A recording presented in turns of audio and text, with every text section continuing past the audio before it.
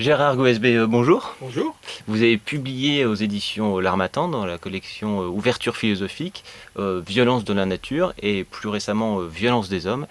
Mais vous êtes ici pour nous présenter Violence au pluriel de la nature. Eh bien oui, je vous remercie.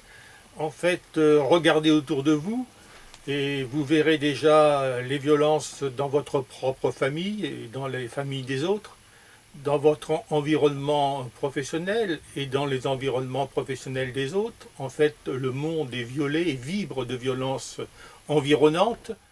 Allumez les écrans et voyez-les déferler et défiler ces violences comme des faits divers et comme des faits d'espoir, des faits d'histoire.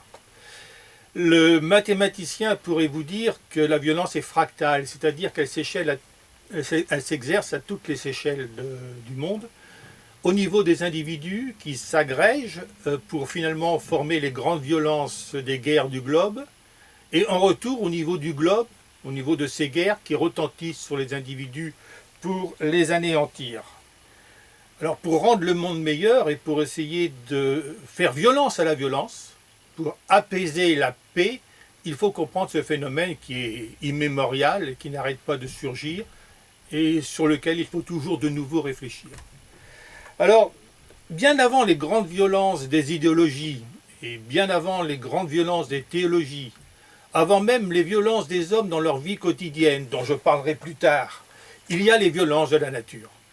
Les violences de la nature commencent par une espèce d'assaut qui est mené contre nous-mêmes par le monde, par cette espèce de rouleau de l'univers, par son immensité et par l'immensité de son indifférence. Un paranoïaque lucide qui examine tout cela pourrait conclure, et je crois presque à juste titre, qu'en fait l'univers nous en veut personnellement.